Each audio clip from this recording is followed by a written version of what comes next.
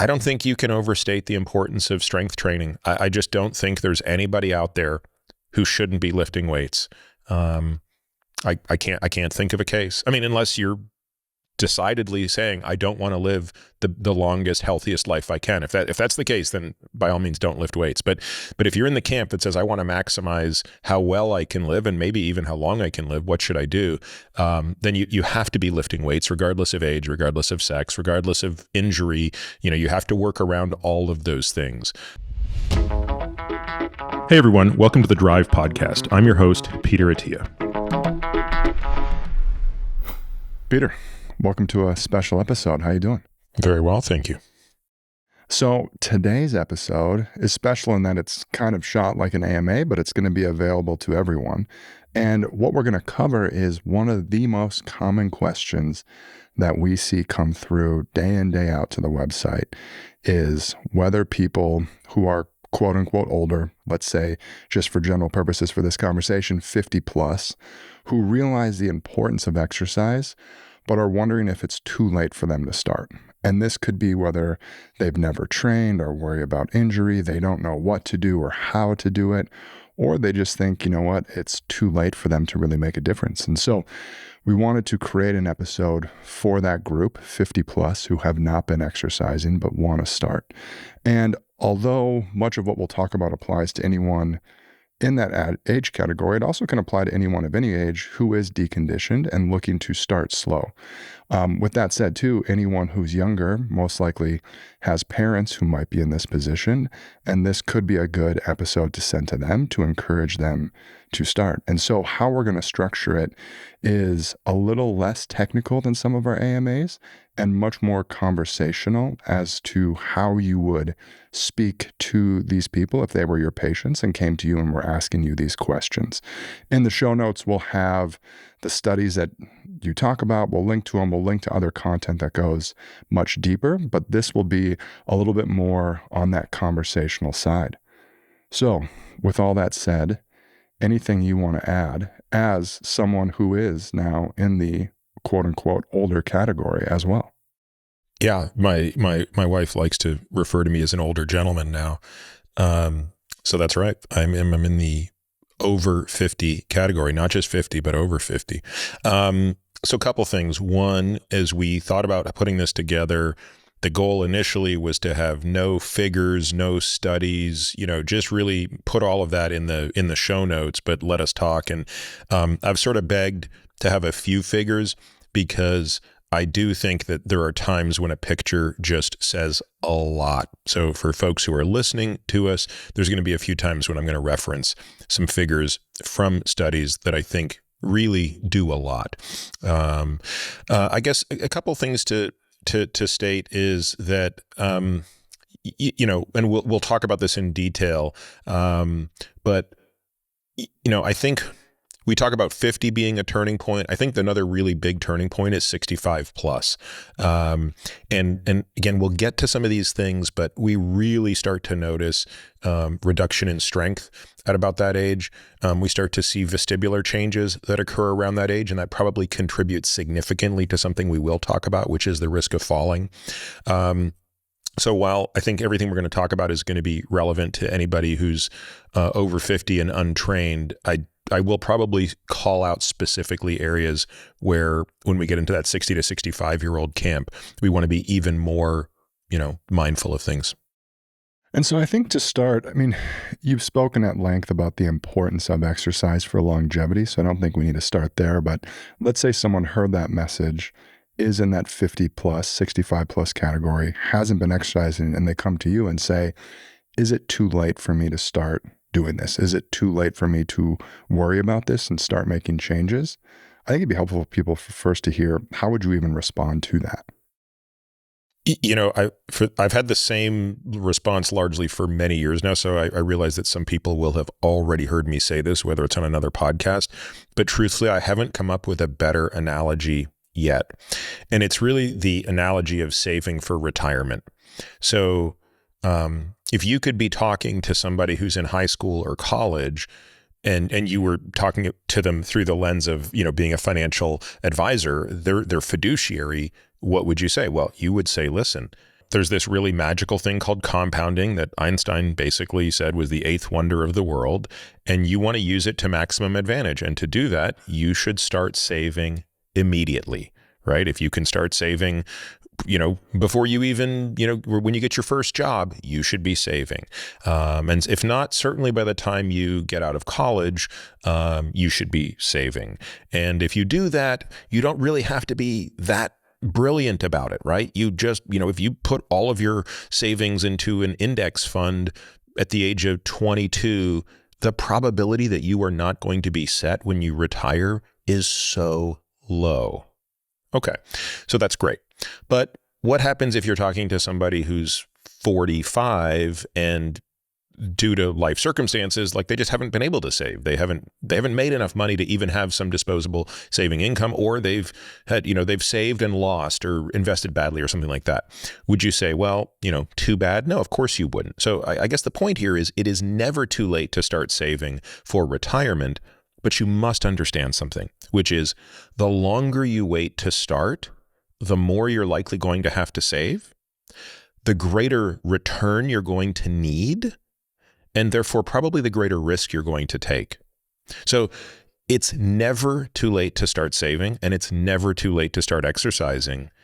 But I want the message to be, don't wait because of some reason and say, well, I'm going to wait till I'm older because, so anyway, to me, that's the best way to think about this. And I think it will be helpful for this conversation because we'll touch on these various aspects as it relates to exercise in this age population. But can you just remind people of your 4 pillars and kind of how you think about each of those pillars individually as someone is aging?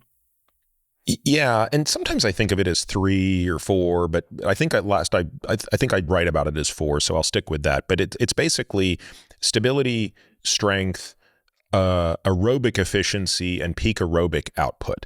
And you could argue, well, those are just kind of a continuum. And so I would say, sure, but let's not get lost in the semantics. Those things, if you define them the way I do, kind of constitute everything. Again, stability is kind of a broad term, but embedded within stability is everything that enables you to dissipate force safely, everything that enables you to have balance and flexibility, because believe it or not, those come from stability, right? If you have balance, by definition, you have stability. You can't have balance without stability. You can't actually have flexibility without stability. So, we think of training as having a purpose, and of course, different types of training factor into these different activities. So there are some types of training that really kind of myopically hit one of these things. So if you're riding a bike like I do for your zone 2 training, well, first of all, riding a bike is a very one-dimensional activity. There are basically no degrees of freedom outside of you riding, pedaling the crank. And if you do it at a fixed power output that meets the criteria for zone 2, then you're very narrowly targeting that. You're doing very little for any of the other systems. And then conversely, there are other types of training like rucking with a heavy weight on hills, where actually you're targeting all 4 of those elements, right? That requires tremendous stability, moments of strength, large segments of aerobic base or aerobic efficiency, and moments of peak aerobic output and even anaerobic output. So that's just something to kind of, keep in mind. And so, Peter, you mentioned at the outset, there's a few graphs that you think will be important. I think it's be a good spot for us to pull them up, which is one, looking at the decline of muscle as we age, so people can kind of visually see what that looks like. And then one, looking at VO2 max across different age brackets. And so I'll share my screen here and pull them up, but I think it'll be helpful for people if you kind of talk through them and how you look at it through the lens of this conversation. Yeah, so this is a figure that I fought like crazy to include and outlive, and I got overruled and just kicked in the groin. No way this figure was going in the book. So it really makes me happy to be able to show this figure here. The figure, for those who are not watching, shows it's basically 4 graphs, and Two of them are for men, two of them are for women. Two of them demonstrate fat-free mass, which is a great proxy for muscle mass, and two of them show spontaneous or deliberate physical activity. So in that sense, you can think of it as a 2x2, male by female versus activity and fat-free mass. And then each of these has kind of an x-axis that shows age. Okay, so what one notices when they look at this is that fat-free mass, rises up. So, i.e., lean mass kind of rises pretty significantly from birth till about the age of 25. And then it slowly starts to go down. By the way, this is true for males and females. Males are on the right, females are on the left. So you'll notice that from age 25 to 75, there is indeed a gradual reduction of lean mass. But then something happens at the age of 75, which is the fall off in lean mass becomes much more significant. It's actually even more noticeable in men, presumably because they're starting from a higher baseline. But this is clearly a curve that has three segments, right? Birth to 25, where you're gaining, 25 to 75, where you're slowly losing. And by the way, we know the numbers, right? We know that that's actually happening at 8 to 10% per year. And then 75 and on, where you fall off a cliff. So now let's look at the lower figures. The lower figures show physical activity level. And you can see that a very similar trend occurs. It tends to peak a little bit earlier, so it's probably peaking in late teens and early 20s. And interestingly, it doesn't have a huge fall off between the ages of roughly 20 and 75. It actually stays relatively constant. If anything, it probably dips a touch in middle age. That might have to do when we're at sort of peak work and therefore not as busy physically. But again, you notice what happens at the age of 75, which is physical activity level drops like a stone. And of course, this begs the age-old question, which is the chicken and which is the egg? Because again, there is an unmistakable relationship here between physical activity and muscle mass and age. And something very noticeable happens at the age of 75. Of course, data like these cannot give us causality. In other words, can't tell us which one's causing the other. But I think anybody who's observed people at this age would come to the conclusion that there is bidirectional causality here. In other words, as we lose muscle mass, we become less active, and as we become less active, we lose muscle mass. And there's one point that I will make in addition to this, which actually came from a very recent interview I did with Luc Van Loon. And so that's an episode that you can go back and listen to in great detail if you haven't already. But Luc made a very interesting point, so interesting that I was scribbling it down as he said it, which was that data like these, which are, we're replete with these sorts of data that show population-based reductions in activity of aging individuals, always make it look like it's kind of a gradual, continuous curve. Even if it happens precipitously, it's still a continuous curve. And what Luc pointed out is, well, actually, that's true at the population level. It's not true at the individual level. At the individual level, it is a series of big, discrete drops. And so when you smooth out thousands of people with big discrete drops, it looks like a smooth drop. And what it really comes down to is once you reach a certain age, even minor setbacks become permanent setbacks. And that's the thing we're going to talk about, but we have to be able to avoid that situation. So I'll give you one example. People have long heard me talk about the idea that once you reach a certain age, like 65, and if you fall and break your hip or femur, the probability of death is really high. I mean, it's, on the order of 15 to 30%.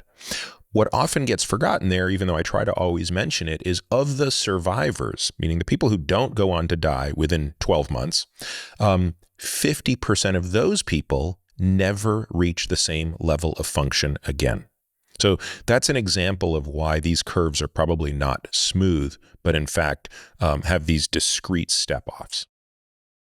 And now, do you want to kind of talk in the same way about how you talked with the muscle and activity decline by looking at VO2 max?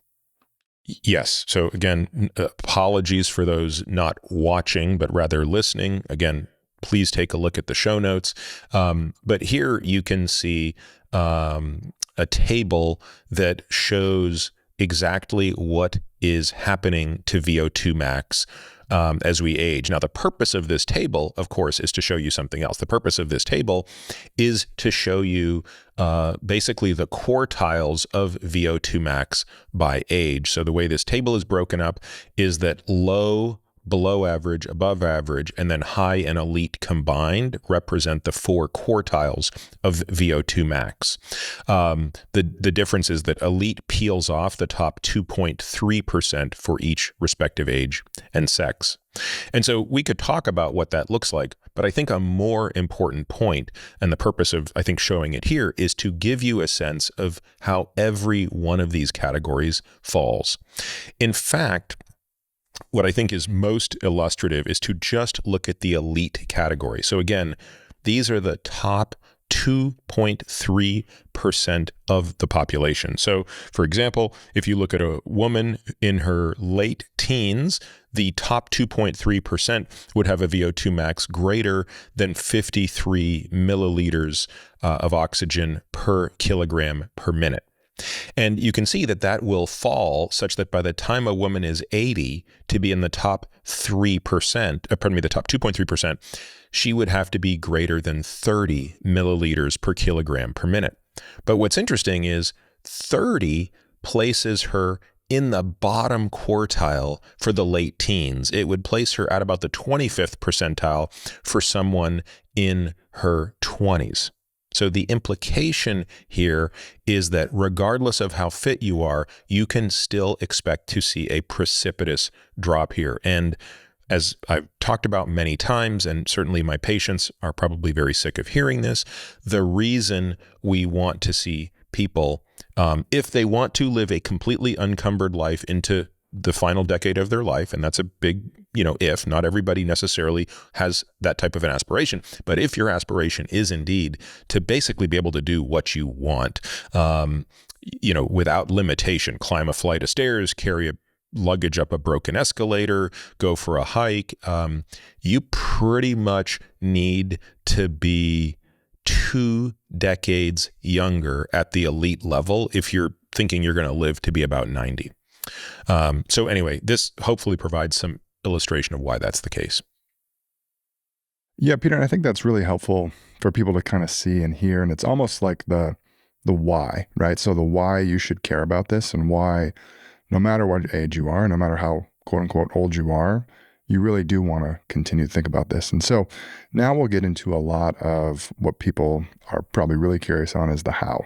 So you've convinced me I need to care about this and I should do it, but how? And so I think the first question that would be helpful here is, what are the most important aspects of training if you're starting or even returning to exercise in later life? So this could be people who have never exercised, or this could be people who exercise all the way until they were 40, family life got busy, they took 10, 15, 20 years off, and now they want to get back into it.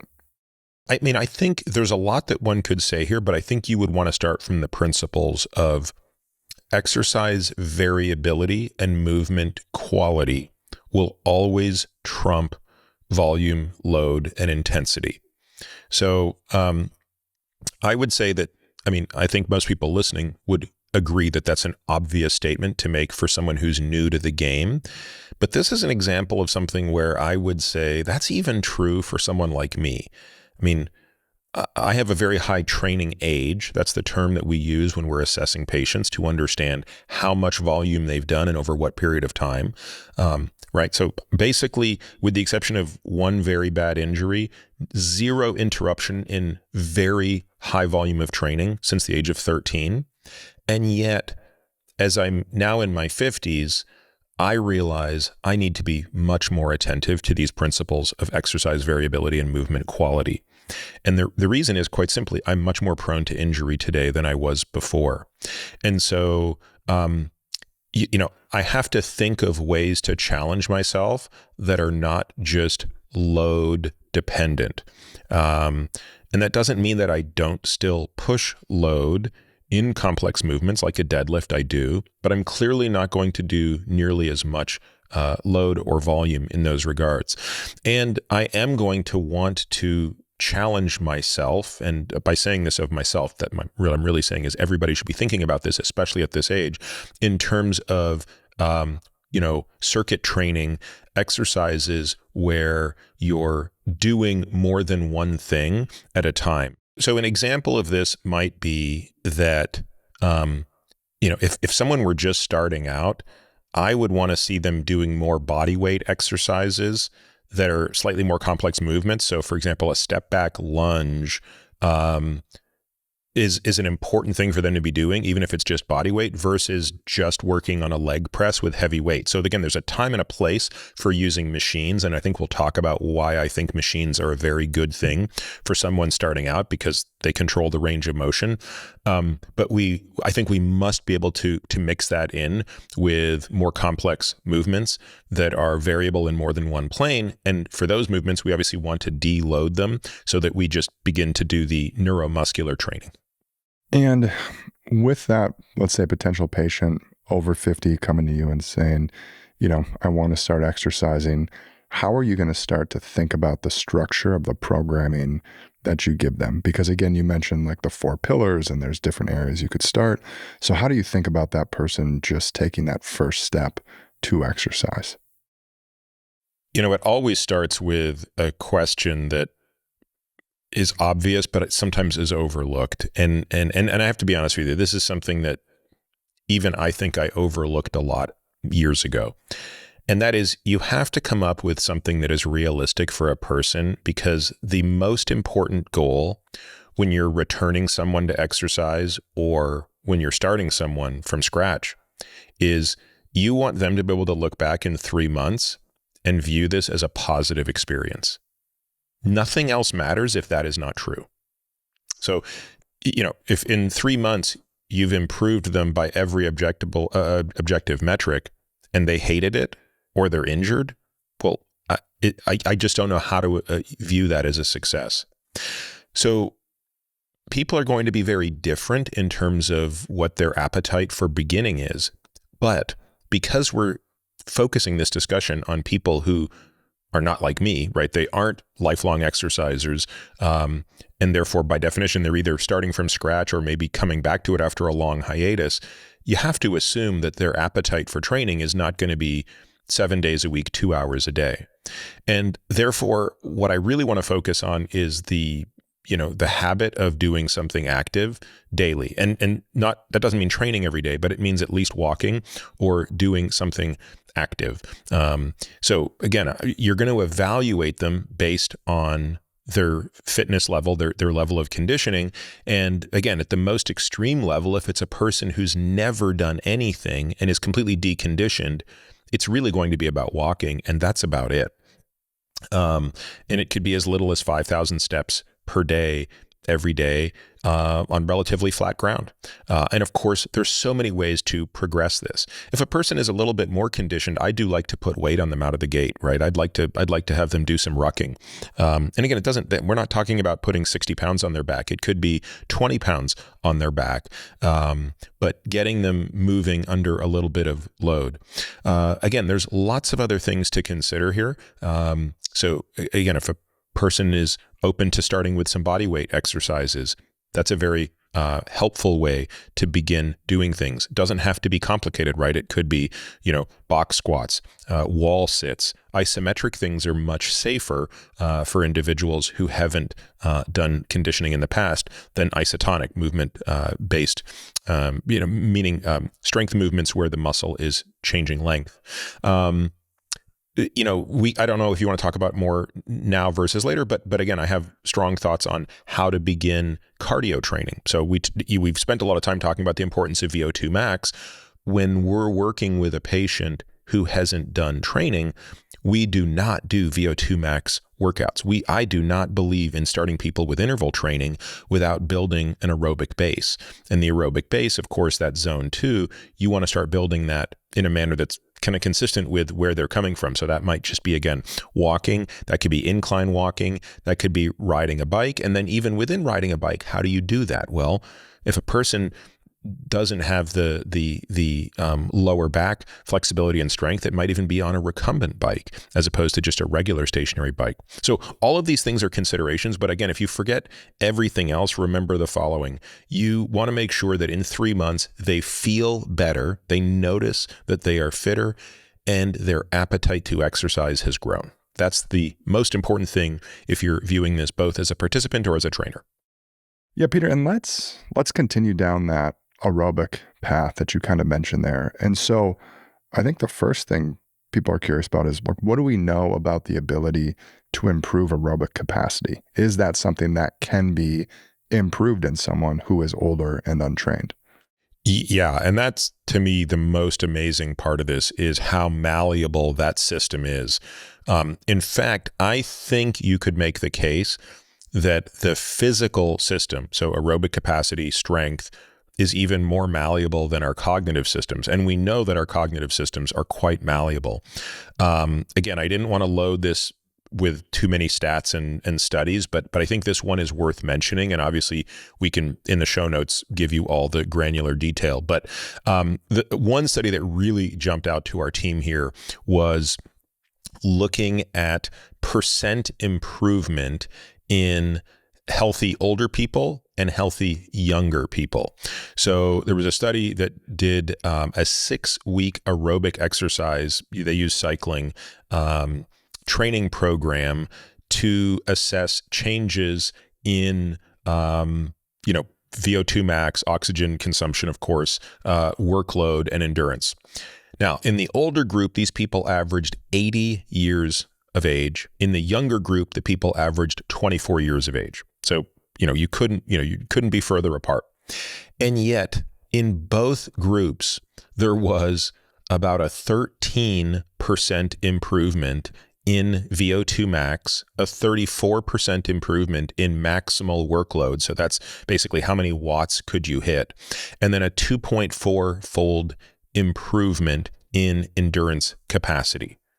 I found this staggering, and I would not have predicted this prior to seeing this study. Now, of course, I want people to understand that the absolute levels of all of these things were significantly higher in the 24-year-olds. That's a given, right? They have a higher, they put out more watts, they have a higher VO2 max, et cetera. What we're talking about here is the malleability of the system. What we're talking about here is how much could individuals improve in 6 weeks? And the answer is they both improved dramatically. And I should point out something else. This particular study followed the 6-week training cycle that I just described with an 8-week deconditioning period. And what's worth pointing out here is that the older group declined much faster than the younger group. So both groups were able to see significant gains, but the older you were, the quicker you lost those gains with inactivity. Yeah, and so that speaks to what you mentioned earlier, which is the consistency, right? So if someone starts and they do something for 3 months and they don't enjoy it, and so they drop off again, it's not like they're just going to stay at that level. That level is going to drop back down. And so being consistent is almost more important than how high you start. That's right. Yeah, again, it really comes down to this. You can't overstate this analogy of compounding.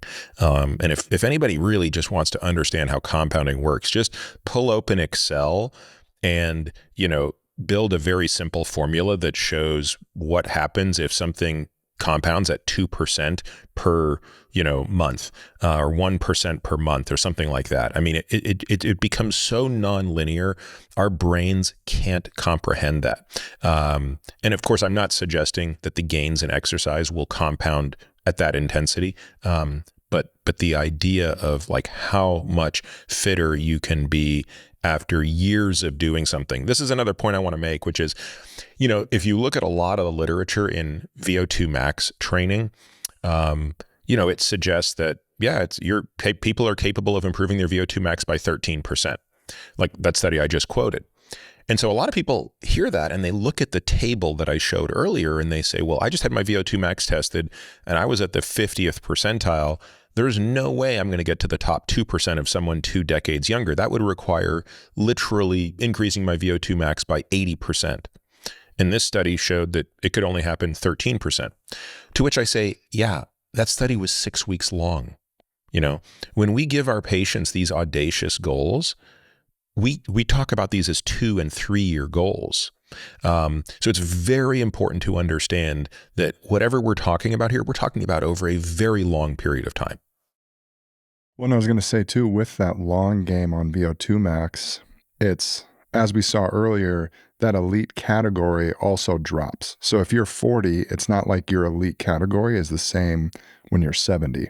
So if you are making that progress and you are increasing, just as you age, the categories are also going to decrease. So you're just naturally going to move up as long as you're maintaining. So it's an interesting way to think about it. Yeah, I have all of these crazy goals, as you know, and one of them is like, what is the latest age I can, like, what's the oldest I can be such that my VO2 max in milliliters per kilogram per minute exceeds my age, right? Like, clearly at some point that will cease to be true, right? There's no 80-year-old whose VO2 max is 80. So the question is like, where does that happen? And I think that's a really great heuristic for the health of a person is, does that happen when you're 30? You hope not, right? If a 30-year-old's VO2 max falls below 30, there's a huge problem. Does it happen when you're 40? That's probably where it happens for most people. Can you push that to 50? Can you push that to 60? So again, that's the only way to start to play that game is to basically get in shape and stay in shape. So on that, let's look at cardio training first and say, you know, how would you put someone on a program to help on the cardio side? Once we've established that a person, you know, has the basics, you know, they're not immediately injured, that, you know, they've got the ability to start doing some cardio training. I like to really start with base building, right? I really, you know, even for someone like me who trains a lot, remember 80% of my training volume is at zone 2. Only 20% of my training volume is in that VO2 max range. And again, I've said this before, but it's always worth reiterating. Understand that I am not training for anything other than the sport of life. If I were still training to be an athlete, if I were still training to be a cyclist, I would have to do something very different than what I'm stating. What I'm stating is far less intensive than someone who's, you know, trying to be a master's level athlete in, you know, pick your endurance sport. So again, now we're talking about a person who's new to this. What are we going to do?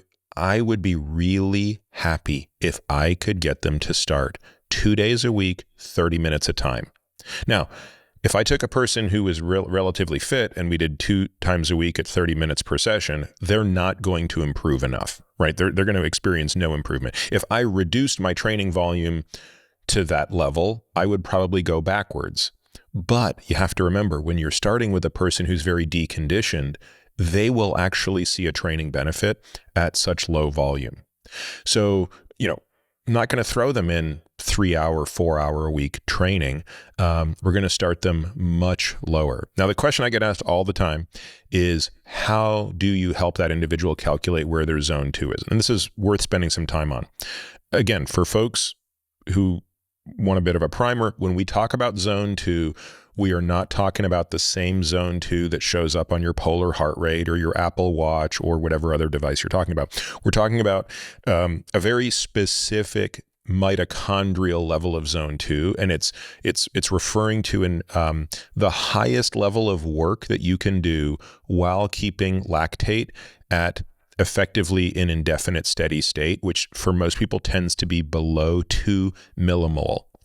So once you're exercising and lactate gets above 2, you're probably not going to be able to sustain that for, you know, a couple of hours, which is effectively what we're talking about here.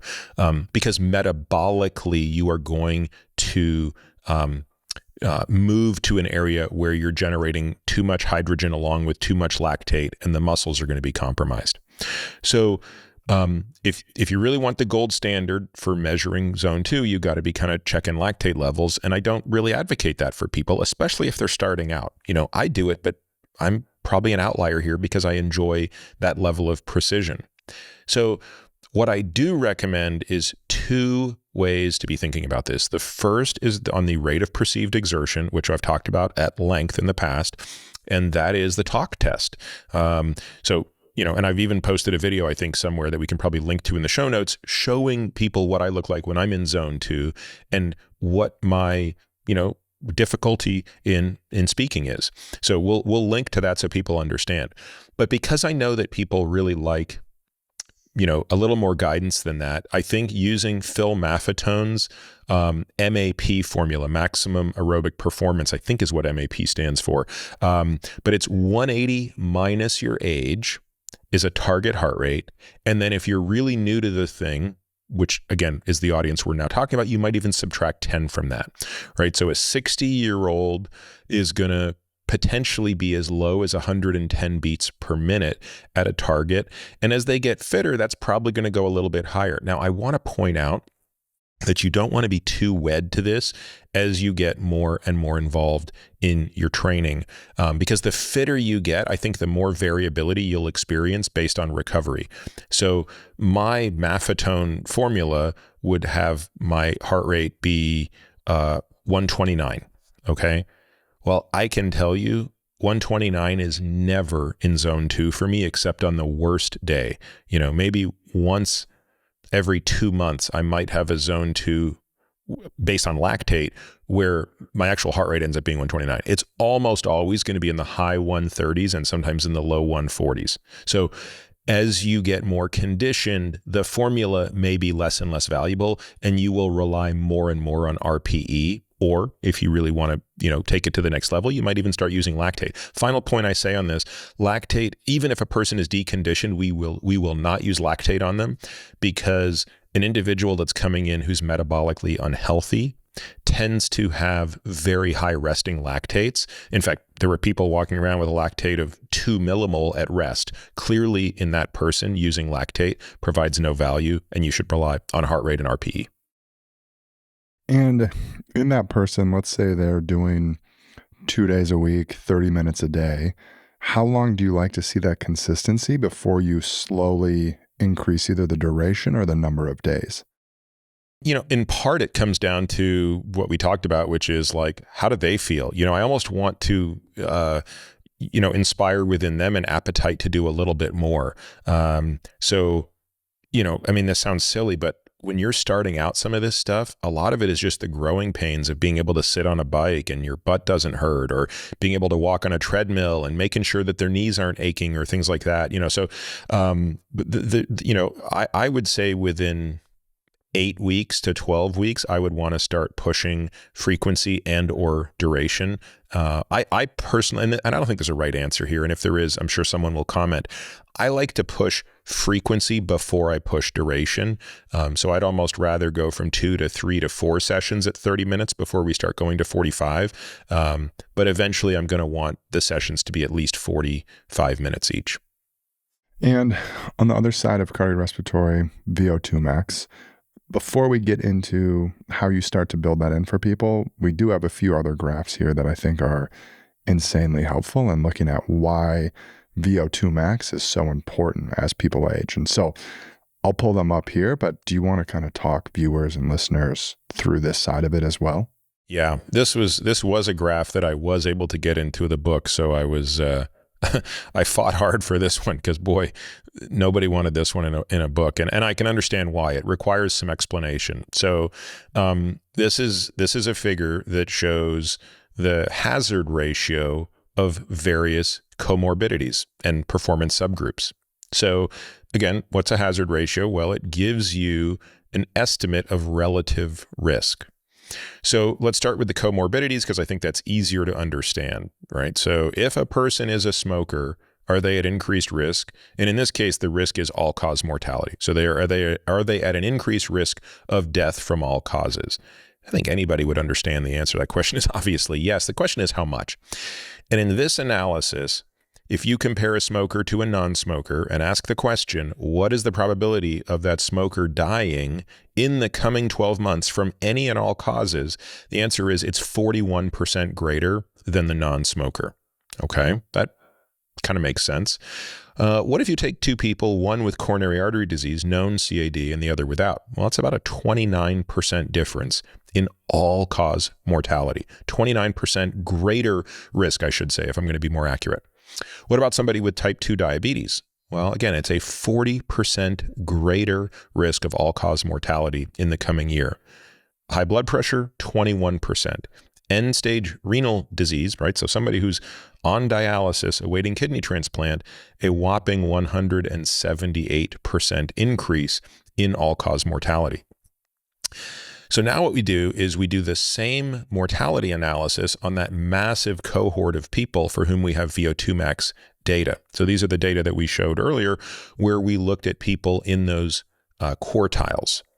And so what I do every time I run a patient through their VO2 max the first time is I figure out where they are. And if somebody, let's just say somebody shows up and they're in the below average camp. So that means they're in the 25th to 50th percentile for their age. I say, look, if you just go from below average to above average, right? If I were just to compare you from, your level at the 25th to 50th percentile to someone who's in the 50th to 75th percentile, the hazard ratio is 1.41. In other words, you are 41% more likely to die in the coming year than somebody who is that much fitter than you. And by the way, it's not lost on anybody that that's the exact same hazard ratio of a smoker to a non-smoker. That's how big the difference is. And if you want to go from below average to high, so now you're going from, say, the second quartile to the third quartile, it's a 100% difference in risk. It's a doubling of the risk of death for that coming decade. I won't go through the rest of these numbers here, but they're all staggering. And by the way, even just going high to elite, 29% difference in relative risk. So, when I talk about how VO2 max is the single most important biomarker we have for lifespan, these are the data from which I make that claim, right? And there are obviously other data that are identical to this on different cohorts. But the point is, there aren't other biomarkers that will give you hazard ratios of this magnitude. Now, people often ask, why is that the case? And I think the answer is that VO2 max is probably a remarkable integrator of work. So it is not a biomarker that changes quickly and easily to the magnitudes required to do this, right? You're not going to take your VO2 max from low to elite in a year. You can do it. I would argue you absolutely can do it, but it's not going to happen in a year.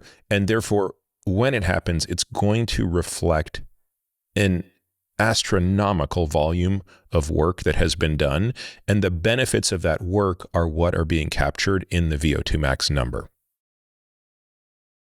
And that's kind of the lifespan side. I'm going to pull up the other graph here, which is more so on the health span side. And I think this was also in your book, but when you kind of combine all three of these VO2 max figures, the first one we looked at with just the bracket and the breakdown, how it compares to different diseases. And then this one kind of paints a really good holistic picture. And so do you want to walk listeners, viewers through this as well?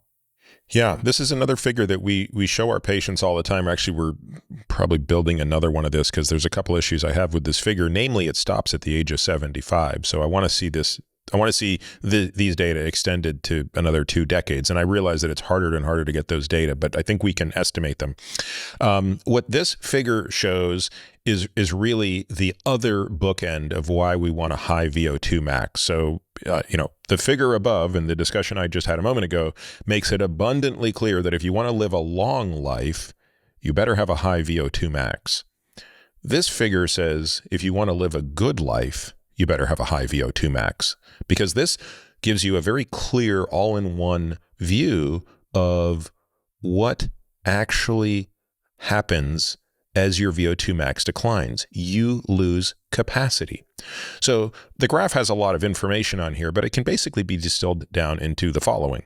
You have three curves. For the purpose of illustration, you have people in the top 5%, people right at the middle of the pack, and people in the bottom 5%. So those are the the green, black, and red curves respectively.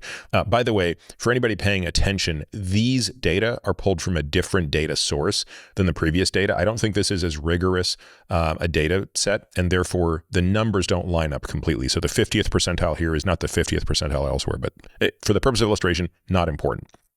The x-axis is time, of course. So as age marches along, you are watching a reduction in VO2 max, which is the y-axis, for all curves. So again, observation number one is, doesn't matter how fit you are, your VO2 max is going down, down, down. Again, as I said, the problem with this graph, at least one of the problems, is stops at the age of 75. And unfortunately, that deprives a patient from seeing that the curve doesn't continue along the trajectory of what came before it. It actually gets steeper. And so what you realize pretty quickly is that depending on where you want to be, and that's demonstrated by the activities on the right, you're going to need to be pretty high to avoid the fall. So what it's showing you is, hey, if you want to be able to run 10 miles an hour on flat ground, that's, you need a VO2 max in the mid to high 50s. If you want to be able to run 6 miles an hour, which is a 10-minute mile, up a very steep hill, you need to have a VO2 max of 50. And as you walk down this list, you see that the VO2 max requirement goes down as the aspiration goes down. The point that isn't really clear on this curve is, at what point does the VO2 max become sort of rate limiting for activities of daily living? And that's in the high teens, approximately. So once the VO2 max is into the high teens, we would say that you are now going to be limited in what you can do from an activity of daily living standpoint.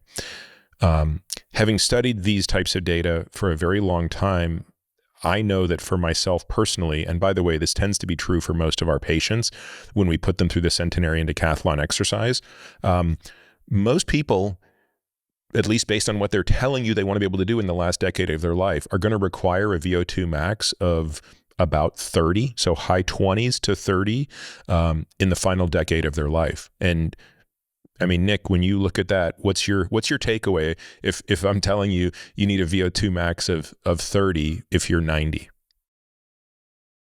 Yeah, you better be in the 95th percentile. And you have to be higher, right? Because the people on this graph who have a VO2 max of 30 at age 75 are going to be lower than that at the age of 90. So yeah, you have to be way above the top of the green curve at the outset.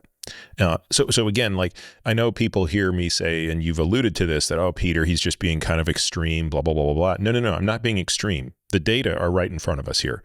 Like, if you want to be able to be completely unencumbered in the last decade of your life, you need to have a very high level of fitness when you're in midlife. And if you don't, that's okay. You have time to do it, but don't wait too long. Yeah, it kind of is one of those things where it's like, we often joke, like, does everyone need to measure their lactate 2 times every workout? Probably not, right? Like, that might be you on like the heavy data side. But looking at VO2 max, if you want to be able to do those things, that's not like you're measuring lactate every day. That's just a black and white fact kind of written in stone. Yep. You don't need to, I mean, we should talk about how you can train for VO2 max, but yeah, you don't need the devices to do this, even though I like using devices. Well, and that's actually where we're going next, which is, when do you start, when someone is starting to train or getting back into it?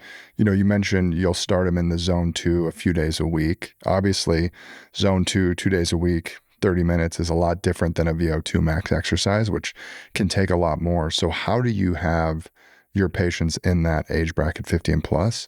When do you have them start training for VO2 max? How do you have them start training? How do you think about that? So a couple things. One, again, the wider the base, the higher the peak. So I want to build a reasonable aerobic base before I start pushing VO2 max. And by the way, you do experience increases in VO2 max just from base building aerobic activity. So if you take a person who's completely deconditioned and you put them into just a zone 2 program and you slowly add duration and frequency to that, and then you retest their VO2 max, it'll be higher even if they have never done a single interval. But ultimately, to really start to boost VO2 max, you are going to need to add more intense movement. I think that the easiest way to do that, and the way we typically do it with our patients in a really detrained individual or untrained individual, is just to add a little bit of interval training to the zone 2 workout. So for example, if a person is doing their zone 2 on a treadmill, and let's say you've got them walking 3 miles an hour, and after a few months, they can handle 3 miles an hour at 4% or 5% incline.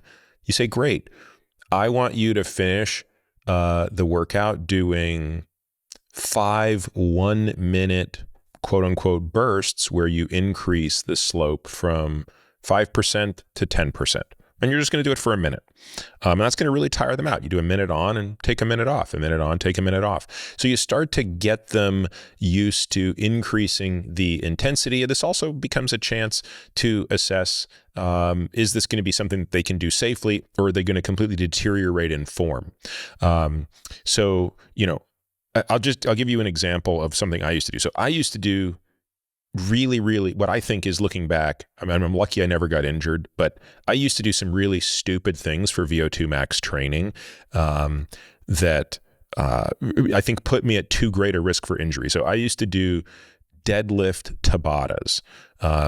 So I would put 225 pounds on a bar and see how many reps I could do in 20 seconds, take 10 seconds off, and repeat that 8 times. Now, did that do a lot for my VO2 max? Oh, you can bet it did. But, when I think about like the risk I was putting myself under from a movement perspective, being under that much fatigue in the 7th and 8th round of that, where you're trying to push harder and harder, I just don't think that makes any sense. And that doesn't make sense in someone like me who has a lot of training background. So what do I want to do? I want to make sure that they're doing these intervals, which we'll talk about in a second, in an activity where the form isn't going to deteriorate to the point of injury. Now, let's talk about the gold standard for how to train VO2 max. And this is something we've discussed at length in at least 2 or 3 other podcasts that we'll link to. The sweet spot for that energy system is 3 to 8 minutes of work. And what defines that? What defines that is you do as much work as you can at a steady state in that period of time. So at the low end of that is 3 minutes. So meaning, how hard can you push for 3 minutes such that it's roughly the same level of work output, so watts, if you're on a bike, for example. But by the end of 3 minutes, you're truly spent. And then at the upper end of that, it would be up to 8 minutes long, which obviously means it's going to be far less wattage, but the same physiologic response, which is by the end of it, you are truly gassed. I've talked about this. Again, I personally just tend to gravitate to 4 minutes. 4 to 5 minutes is where I like to do the work. But I think it's great to mix it up. And I'll use 4 minutes as an example, just so folks understand what this should feel like. When I'm doing a 4-minute interval, I barely notice the first minute. So if at the end of the first minute of a 4-minute interval, you're dying, you went out way too hard. It's okay. Try different. Try the next time. At 2 minutes, I'm still feeling pretty darn good. And believe it or not, sometimes I'm wondering if I shouldn't be pushing a little bit harder. At 3 minutes, I'm truly wearing it. And that last minute is brutal. And that's, again, assuming I'm largely holding power constant for the 4 minutes. So that's a general rule. The way I describe it is 3/4 of the way into the interval. So 6 minutes if it's an 8-minute interval, 3 minutes if it's a 4-minute interval. 3/4 of the way into the interval, you should be at the 50% level of your pain. And so once a person is ready to graduate into a dedicated VO2 max session, that's what I want to do. And I want to see them doing that once a week. Again, if you're training to be an elite level cyclist, you're going to have to do it more than that. But if you're training to just, minimize risk and maximize gain, I want to see people start to push those. And maybe the first time they do it, they can only do 4 rounds of that. But, eventually you'll get up to 5, 6, 7, 8 rounds of that. Again, if we're talking about 4 minutes. And when you put in a warm up and a cool down, and obviously I should say you're doing that at a 1-to-1 work to recovery ratio. I should have mentioned that earlier. So if it's 4 minutes of work, it's 4 minutes of very, very passive recovery, not a hardcore active recovery. It's a true rest and recovery. But again, if we're talking about 60 to 75 minute workouts here. Yeah, and so I think, for what I'm hearing you say is correct, it's one of those as it relates to VO2 max, even though it's so important, and we just looked at all the numbers of why it's so important, it's also one of those in an older population who maybe is deconditioned. You're not pushing them to start VO2 max training right away. It's important to get the base, and it's also important to take, even when they start VO2 max training, take it slow. And it's more important to build that over time than it is to just try to rush into it and either not enjoy it or, worst case, get hurt. That's right. And the older and less conditioned you are, the less I want you to hurt during those VO2 max intervals. And again, I bring it back to me because I can speak from my own experience with much more clarity. The level of pain I am in today when I do my VO2 max sets is nothing compared to what it was 10 years ago, Nick. I mean, 10 years ago, it was truly pushing to the point of vomiting. I do not push that hard anymore. I still push hard, probably harder than most people would expect, but it's not that level. And in 10 years, when I'm in my early 60s, it will be even less of a push than it is today. So, the name of the game is play the game and stay in the game forever. And so we are really looking to minimize injury here, and we're looking to minimize burnout. And the first few times a person even experiments and dabbles with these 4-minute intervals, I actually want them to come away thinking that wasn't too bad. Great. Try a little bit harder the next time. But we're not here to sort of wipe you out after the first session or even the first couple of rounds. Anything else you want to say on the cardio side before we move to the strength side? Well, I think, we could talk about how to go about doing it. The good news is for VO2 max, I think you have many more options. For zone 2, believe it or not, you're kind of limited because of the steady state nature of it. So again, for me, zone 2, if I'm not traveling, is always on my bike, which is on a stationary bike. So on a trainer, that's it, full stop. If I'm traveling, I will usually do it on an incline treadmill. So I go to what I consider a normal brisk walking speed, which is 3.4 to 3.5 miles per hour.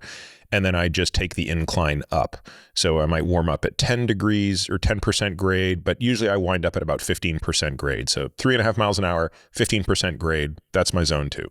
And so outside of that, you can do it on a rowing machine if you're a really good rower, but for most people, they're not efficient enough on a rowing machine, so that you typically end up blowing up and through their zone 2 ceiling.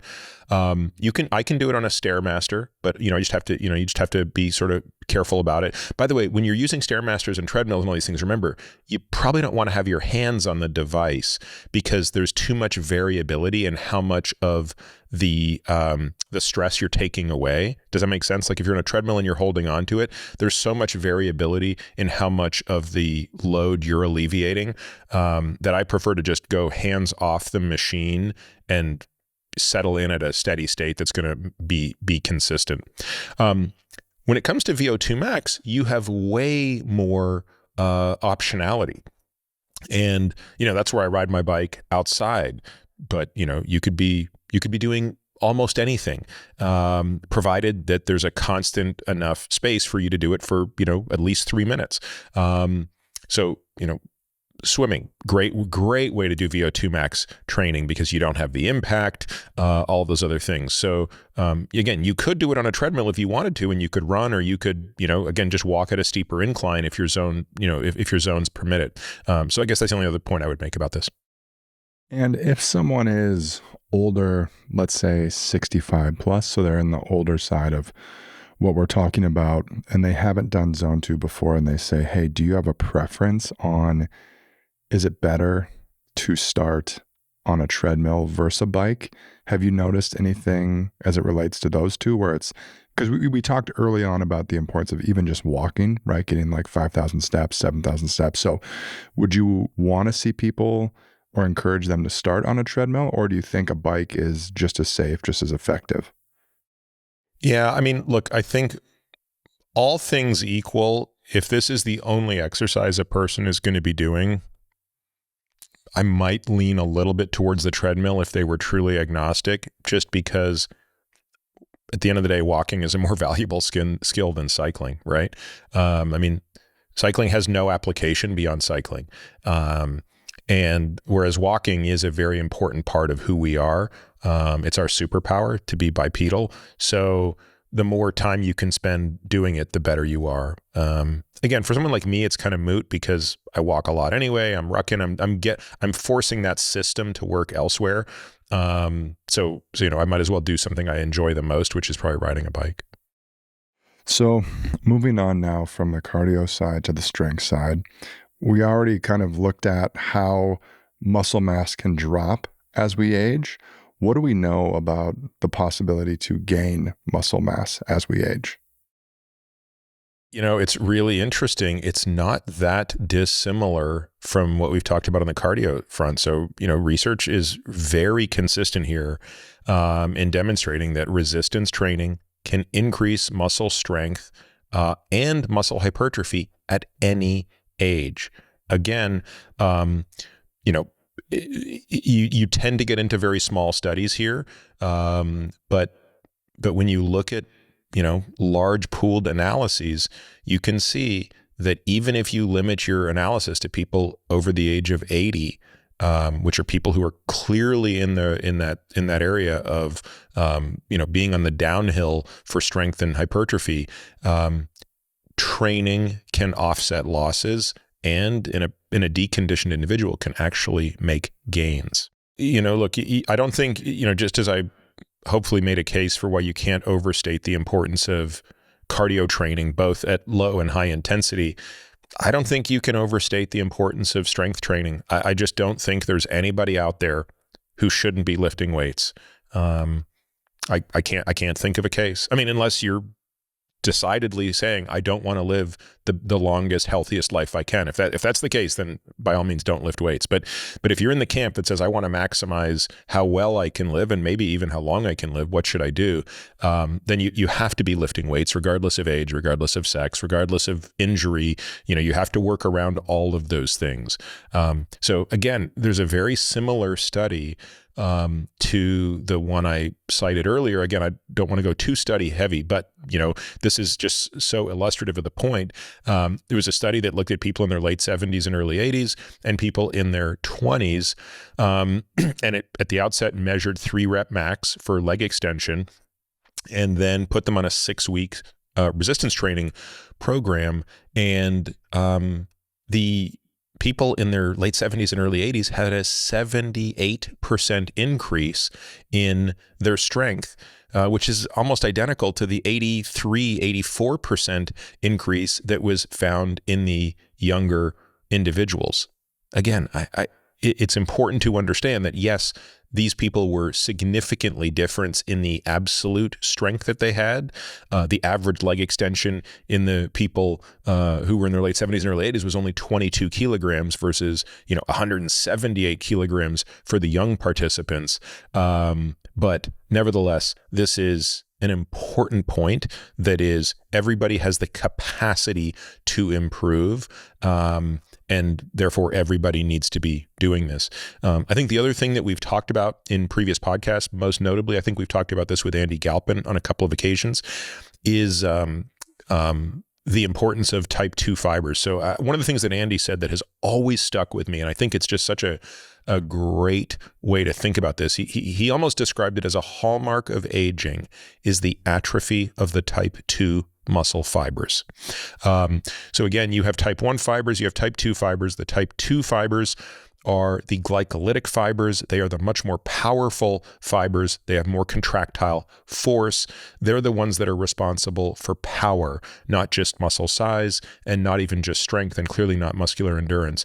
And these are the things that basically peak when we're in our 20s. And so, every day I'm sort of thinking about what am I doing to preserve them and minimize their loss. And again, a study we'll link to demonstrates that type 2 muscle fiber cross-sectional area was increased by 27% in men aged 60 to 73 with 13 weeks of resistance training. Now, again, you have to train relatively heavy for your level of strength. You have to push to make those results happen. But again, this can be done very safely, as we'll talk about. Yeah, and I think now's the time to kind of look at that a little bit, which is you have a patient who's older, they come to you and they have not been strength training, and maybe they even do a DEXA and they see their metrics are really low as it relates to muscle mass.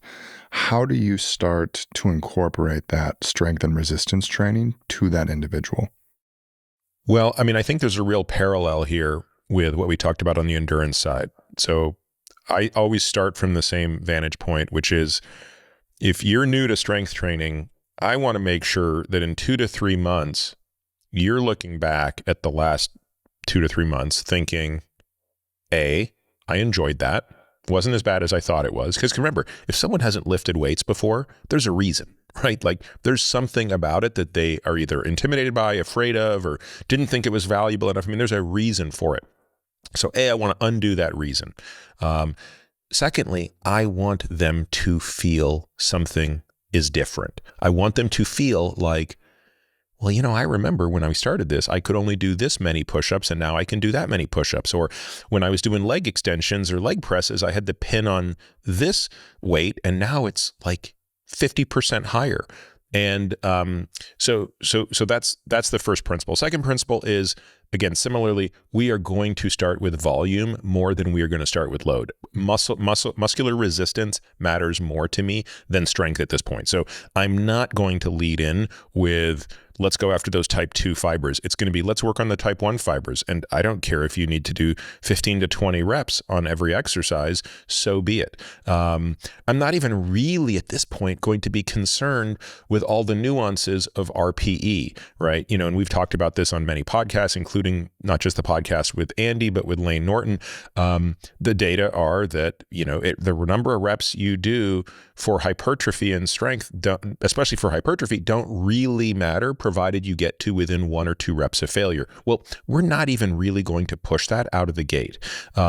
We might prescribe, hey, pick a weight that you fail at about 12 to 15 reps. But again, less concerned as to whether that's an RPE 2 or an RPE 4.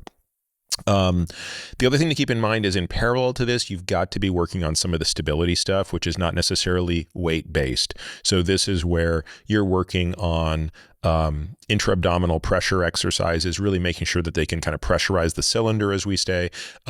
Breathing exercises. So a lot of the stuff we borrow from DNS and PRI, where we want to make sure that they can move their ribs correctly. And obviously you want to make sure that they have the ability to even recruit muscles correctly. And a lot of those things are kind of hard, but I'll never forget an example Beth Lewis had me do. One of the early times when I met her, which was, laying on a floor, right? So picture me laying on my back. My knees are up, my knees are up, but my feet are flat on the ground, right? So I'm in a very relaxed position. And it was an exercise around being able to sequentially recruit hamstrings one leg at a time and put the foot down into the ground and pull it back, if that makes sense. So again, that's a pure hamstring isolation exercise. And yet, despite having very strong hamstrings, I really struggled to do that exercise while keeping my pelvic floor stable. So again, those are the types of things where you're not going to get injured, but you're going to have to learn to start recruiting and controlling a muscle. And again, once you do that, you're much safer lifting. And how do you think about resistance training for people kind of who are in the even older category, which is, let's say, 65 plus? I know at the outset, you kind of mentioned that at a certain point, the muscle mass you're losing and the things you have to be aware of is even higher. So how do you talk to a patient about this who is even in that older category? I think you just have to do everything a lot slower. So for example, somebody at this age, you'll do TRX, but you want to be much more stable in the positions you're doing. I would almost without exception only have somebody at this age, if they've never lifted before, only using machines to start. I wouldn't really want them mucking around too much with dumbbells outside of maybe doing carries. But I wouldn't want them picking up dumbbells to do lunges or things like that. I would sort of save that for phase 2 of what they're doing. And truthfully, even though DNS, dynamic neuromuscular stabilization, which people know I'm a big fan of, when people think about it, you sort of think of these baby positions. Well, the reality of it is those positions are very important for people of any age. And so teaching an older person, especially a person who's new to physical activity, some of those positions is very valuable because it's doing all the stuff I talked about a second ago, but they're also getting comfortable with being on the floor and moving on the floor. Again, this is something that you and I will take for granted, Nick, for some time. But people, 20 years older, 30 years older than us, can't take it for granted that being on the floor, moving on the floor, and getting up on the floor unassisted is something that they should be able to do easily. And you kind of hinted at it there. So let's say someone is kind of in this older bracket, even 50 plus, and they're like, okay, I'm going to start resistance training. They obviously don't have a home gym, right? Most of people in that category aren't going to have that. And so if they do walk into kind of their local gym fitness center, you would encourage them to start on the machines at first and lower weights just to slowly work that up before grabbing free weights, grabbing dumbbells, anything like that. I mean, again, at this level, it's difficult for me to provide, very, very thorough analysis because everybody is different, and clearly, what you might say makes sense if this person also happens to have a trainer who's really good with them. Yeah, you're going to say, look, you're going to push things a little bit quicker. But if we're really starting at, hey, this is a person who's, going to be doing a lot of this stuff alone in a gym where there's a ton of intimidating stuff going around, I would say, yeah, like let's stick with the machines. And I wouldn't be trying to do, dumbbell presses or, kettlebell exercise or anything like that. No, I think you really want to build your strength and stability with body weight and with machines before you progress. Again, if you have the luxury of having a trainer and that trainer is very good, I think they'll be able to progress you more quickly to those other things. So then, Peter, you kind of hinted at it there, but a lot of people who are in the older category, they may be concerned about resistance training due to potential injury. So when you have your patients who are older start to resistance train, start to build muscle, are you worried about injuries? Kind of how do you speak to them about how they should think about that aspect, especially starting out or if they've never started before? Truthfully, I think anybody who's worked with people, be it athletes or people who are really deconditioned, you always have to think about this, right? Because you're always balancing providing enough training stimulus to get the benefit. And remember, training is a hormetic activity, right? It has to create a stimulus, whether that be on the aerobic system, whether that be for the type 1 fiber, the type 2 fiber, like there has to be a stimulus that comes from pushing outside of a comfort zone. So we have to have that training stimulus, but we know that if we do too much, we're going to get injured. And I hope that by now I've made the case for why injury must be avoided at all cost, because injury means time to decondition. And the older we get, the more problematic that gets. Again, I think about the back injury I sustained when I was 27 years old that basically left me unable to walk for 3 months and unable to do much of anything for 9 months. Well, today, if you look at me, there's really no lasting effect of that.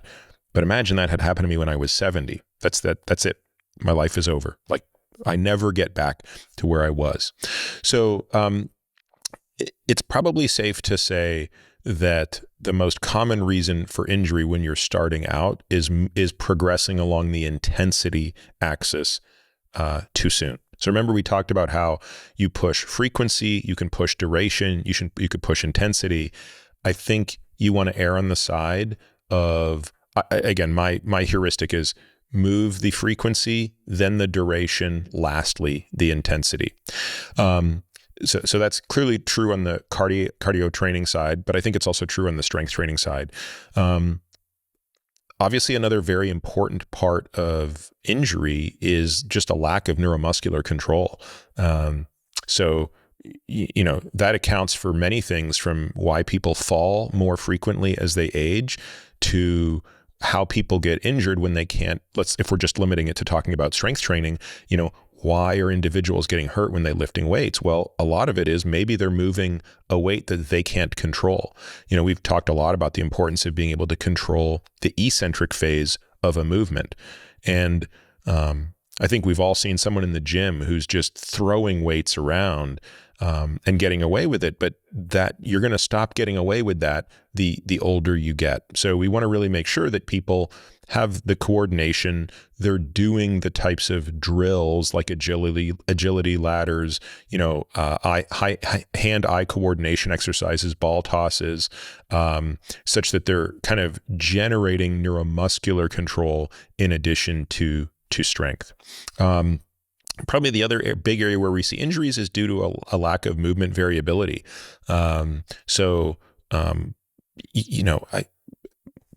People say, well, do I need to squat and deadlift and bench press? And I think the short answer is no. I think a lot of those things can be done with, for example, squats and deadlifts. You can accomplish many of those goals using single leg variants that are far less weight.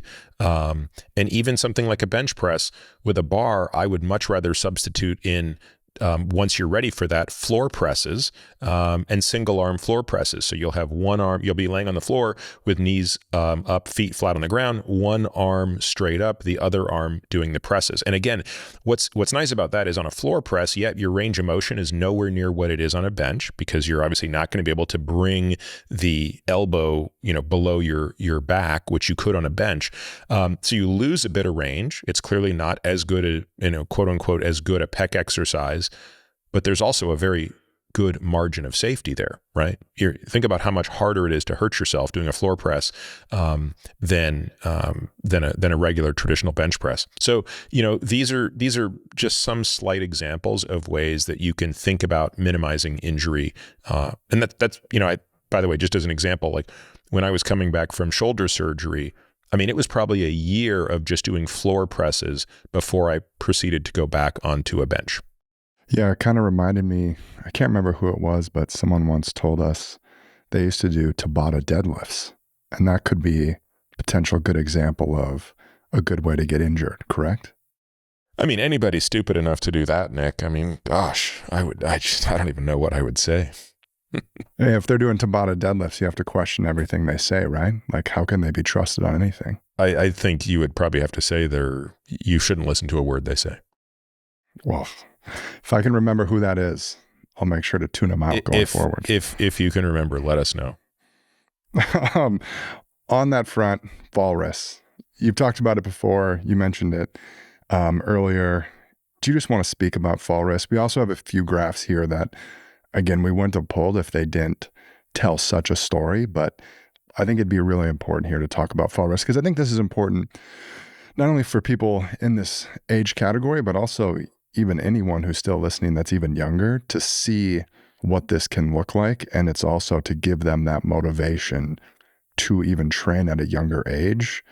Kind of what you hinted at earlier, it's like saving for retirement at a much early age. So what do you want to tell people about falls? Boy, I just don't think we can say enough about it. I think back to all of the failures of our traditional medical training, and there's so many, right? I mean, we didn't, in 4 years and $250,000 of education at Stanford, how many hours of lecture did I have on exercise? 0. When was this discussion about falling presented to us as medical students? Never, right? So, in the United States, over 14 million or 25% of people over the age of 65 will fall each year. Now, to be clear, that's people who report it. So we believe that number is significantly higher. This risk goes up quite non-linearly. So by the time we're talking about octogenarians and nonagenarians, the annual incidence of falling is at least 50%. And you'll recall that I said that the risk of death from that fall, depending on the series you look at, will be somewhere between 15 and 30% of those falls, if they result in a broken hip, will result in fatality within the 12 months that ensue. Pull up this graph. I know that this is a graph we had showed in a newsletter a couple of years ago, but I think it's every once in a while, you don't really need any statistics to understand this. You just need to look at the graph. So this is the normalized death rate per 100,000 people, for over the last basically 15 years.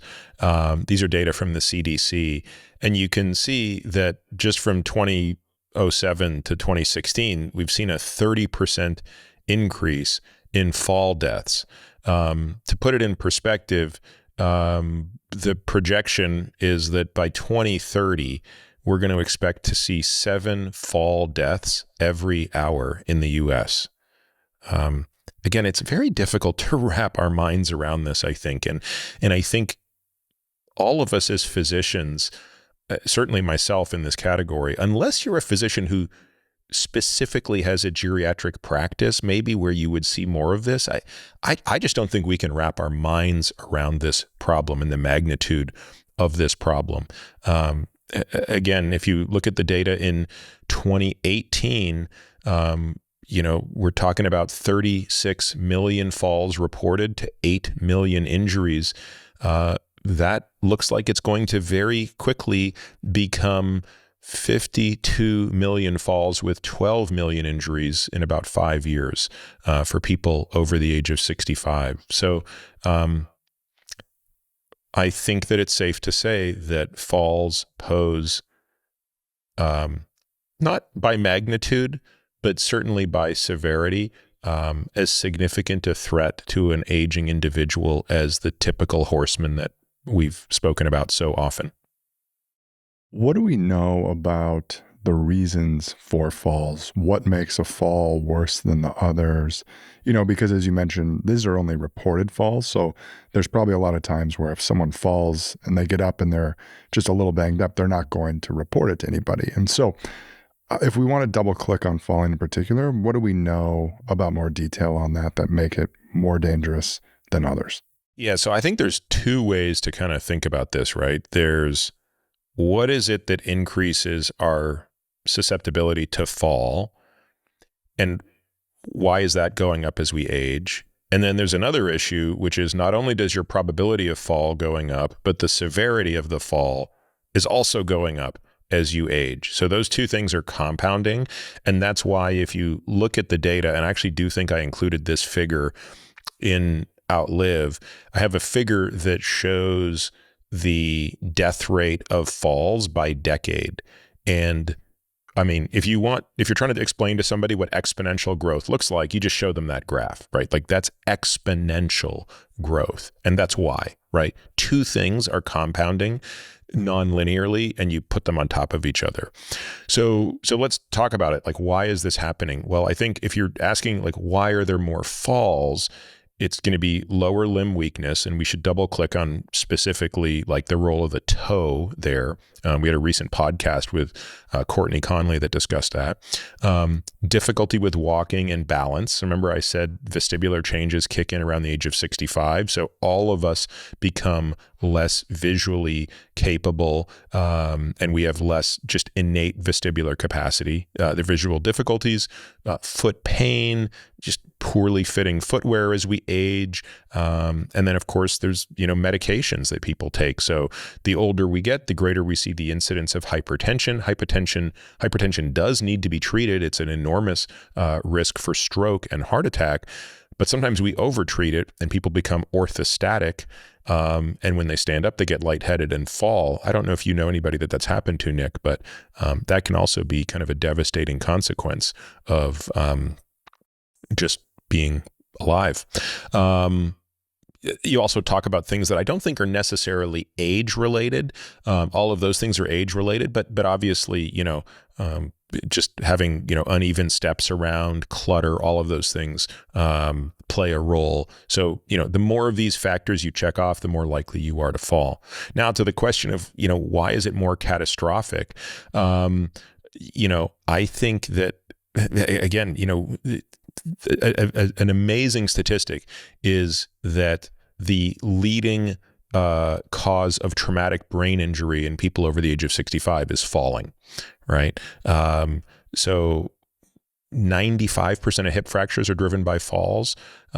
So, clearly frailty is the leading cause of this. So frailty means poor muscle mass, poor reactivity, and low bone density. Those are probably the things that are driving the severity of the fall, which are so much higher in a person who's older than, a person who's younger.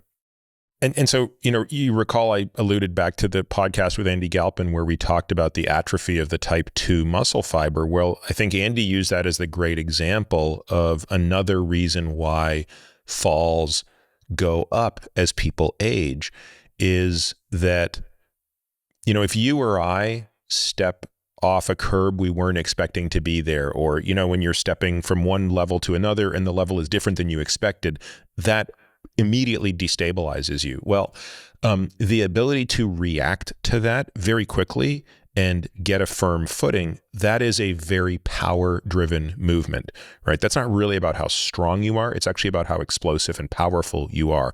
That is a type 2 muscle fiber phenomenon. And as you watch the atrophy of those two fibers, you have far less reactive speed in your feet, and therefore you're more likely to fall in response to that. And so again, the more we can train these systems, the better we are going to be able to resist falling. And you mentioned there Courtney's episode, which if anyone hasn't listened to or watched, will be really good to go back to. But can we double click on the role that the foot plays in fall risks? And even in particular, one thing she talked about, which was toe strength.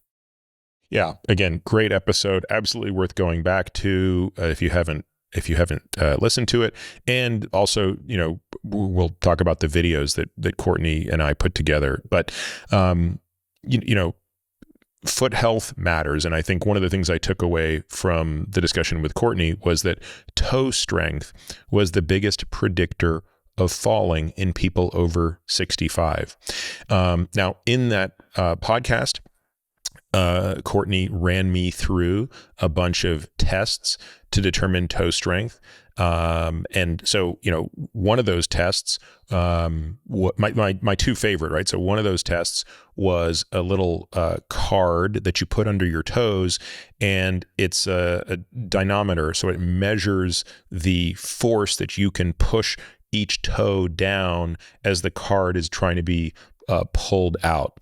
And so the rule of thumb, if I recall, was your great toe should be able to push down with at least 10% of your body weight. And if it can't, it's too weak. Toes 2 through 5 collectively should be able to push down about 7% of your body weight.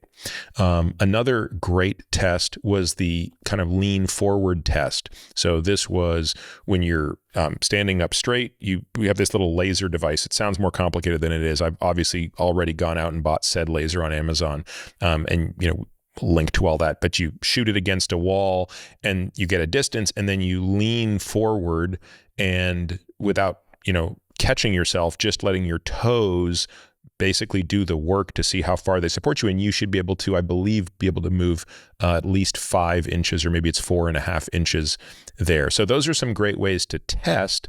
And again, it's just added so much more to how I think about the importance of this stuff. Because I have to be honest with you, I've always thought of foot as an important thing, or not always, but in the past 5 years, the importance of toe strength and feet has been relevant to me for other reasons, but I never appreciated what a role it played in falling.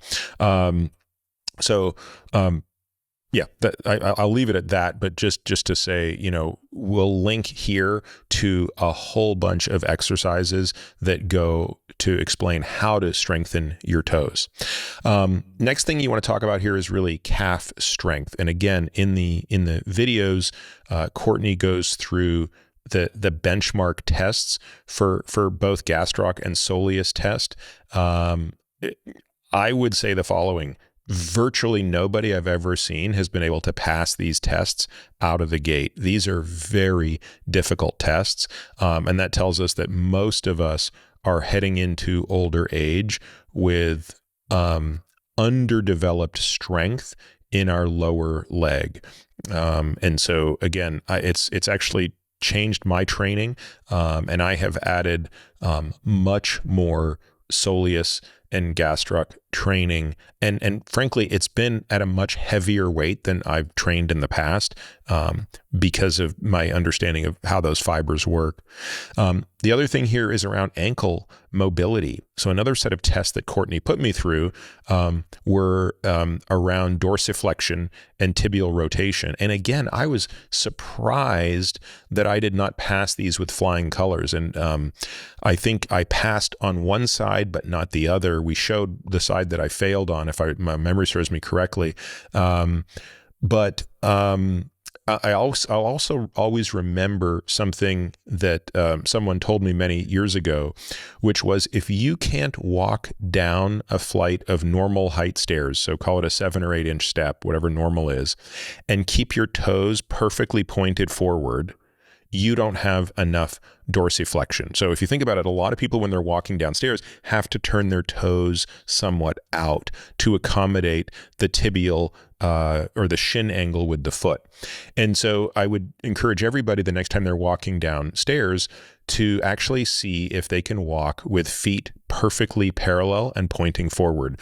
And if that's difficult on your lower shin and upper foot, you probably don't have enough dorsiflexion. And so again, I think we'll link here to a whole bunch of exercises that you can use to train that. And there are a handful of devices here that I use. And again, I really like these devices. Don't have any affiliation with all of them. So, not promoting something that I'm a part of, but definitely something that I'm a big fan of. And looking kind of, the last few questions we wanted to hit are just kind of on a few different variables that relate to exercise. The first is bone mineral density. And you kind of talked about it with falls and frailty, and we had a whole AMA that people can look at on bone mineral density. But what do we know about resistance training for bone mineral density in older adults? Because I do know this is something that, as people get older, they're much more worried about and looking at, even compared to people in their 20s, 30s. And also, I think this allows you to talk about, which I think is one of your favorite news stories on this subject. So do you want to kind of speak to that? Yeah. BMD, or bone mineral density, which is one of the kind of 4 pieces of data you get from a DEXA scan, is typically reported as both a Z-score and a T-score. Now, it's really important, if you are getting a DEXA scan because you want this information, you need to make sure that it's reported segmentally. So a lot of places that do a DEXA scan don't give you the hip and lumbar spine readings. They'll just give you total body T-score and Z-score. And unfortunately, that is not sufficient to understand your risk. So you need a T-score for the lumbar spine, and you need a T-score for at least one, if not both, of the hips. We'd like to see it for both hips, but some places will just do one because the concordance between hips is pretty high. I'll take a moment just to explain what a T-score is. A T-score is the difference between your bone mineral density and the mean level for a 30-year-old of your sex divided by the standard deviation. If the T-score is below -1, that is defined as osteopenia. If the T-score is below -2.5, that is defined as osteoporosis. So that's sort of one thing to understand. Another thing to understand is how bones work from a density standpoint. So, a lot of this is already covered in that AMA that we did, and we should absolutely link to that for long listening, but I'm just kind of giving the TLDR here.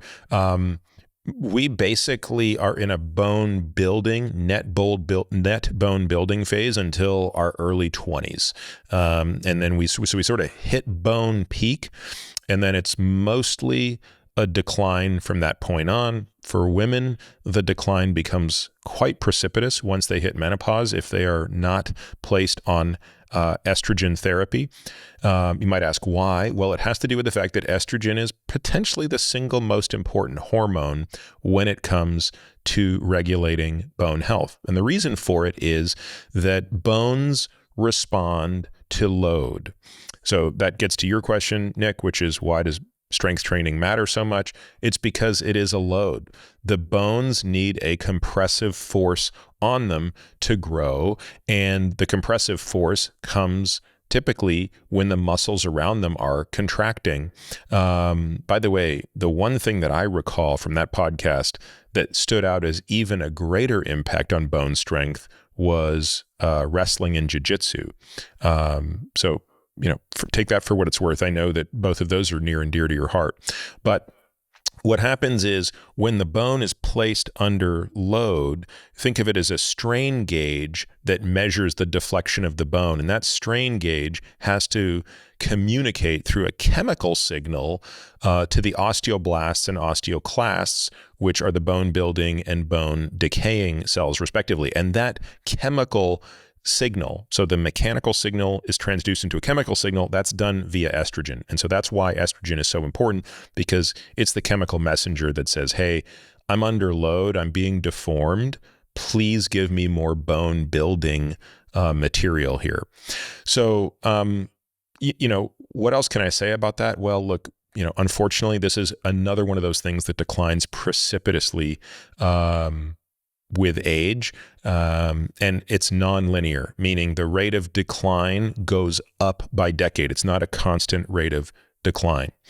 You referred to a study that was done by Belinda Beck at, I believe, Griffith University in Australia. We'll link to that, but it was called the Lift More trial. It was published in 2015. I've linked many times before to a great YouTube video where she kind of talks about the high level of this. This is a study that recruited healthy postmenopausal women with low bone mass. So these were women that all had at least osteopenia, T-scores below -1.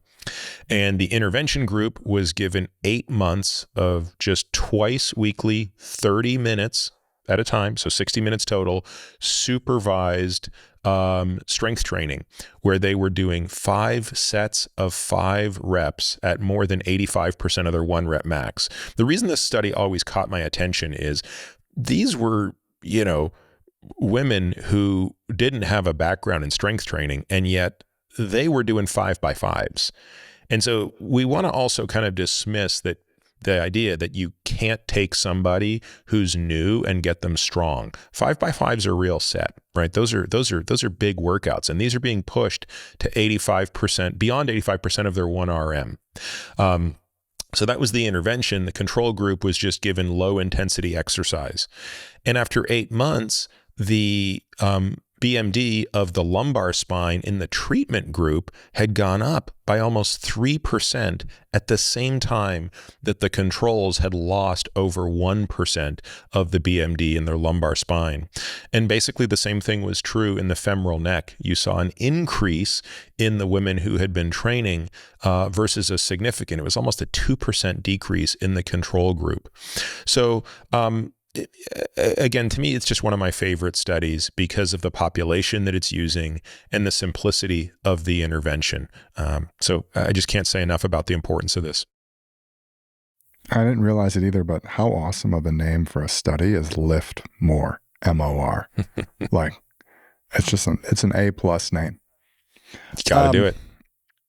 Just got to do it. That should be a license plate for you.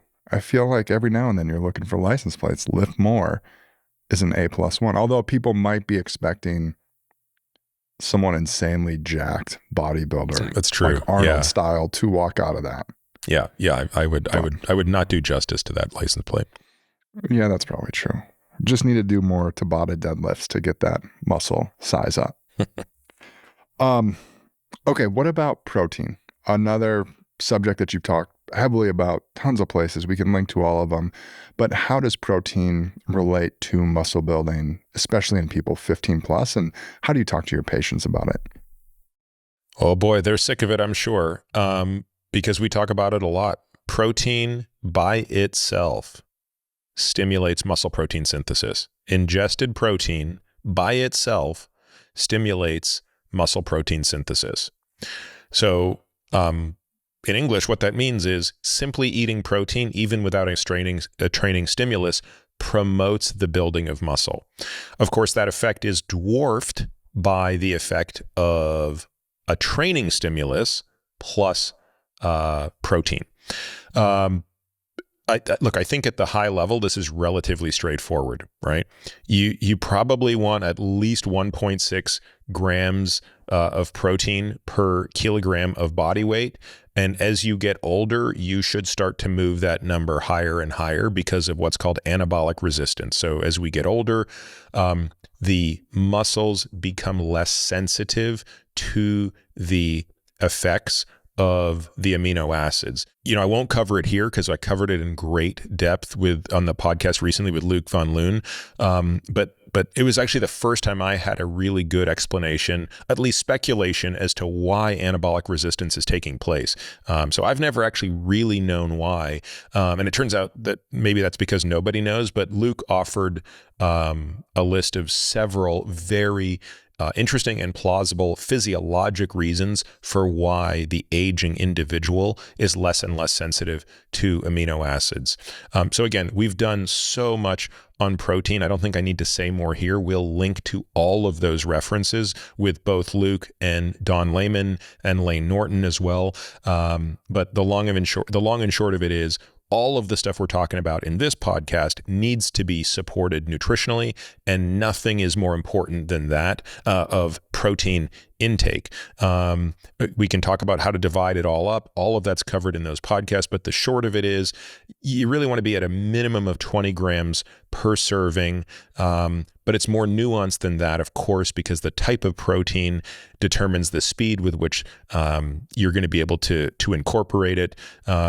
General rule is, protein in food is going to give you a longer, more forgiving window in which to assimilate it. And again, we can link to even a recent newsletter we wrote that addressed a study looking at some of the conventional beliefs that were challenged by a study that actually Luc was an author on, looking at the difference between whey and casein protein in terms of muscle protein synthesis over time. All right. So Peter, I think that kind of wraps at least everything we were hoping to get out. And as we said in the beginning, we've covered some of this stuff in greater detail in other places we'll link to. We didn't want to bog it down with too many scientific studies. And we hope to just kind of give people a little bit of insight how to think about starting to exercise as an older age, and why it's important, how to do it, how to start building it up. And so I think as we wrap, any last bit of insight or any last bit of advice you would give to people who are in that category, the 50 plus, the 65 plus, who are saying, okay, you convince me, I'm going to start doing this.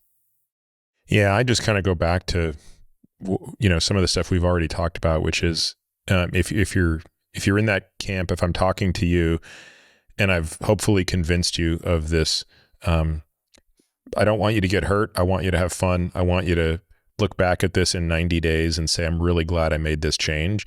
And that means do something as much as you can, right? Try to do something every day. And if it means going out for a 15-minute walk after dinner, great. If 3 months from now, you've managed to get to a point where you have a portfolio approach to how you're exercising, so you're doing a little bit of stuff that is actually, resistance training, hopefully even progressing beyond body weight.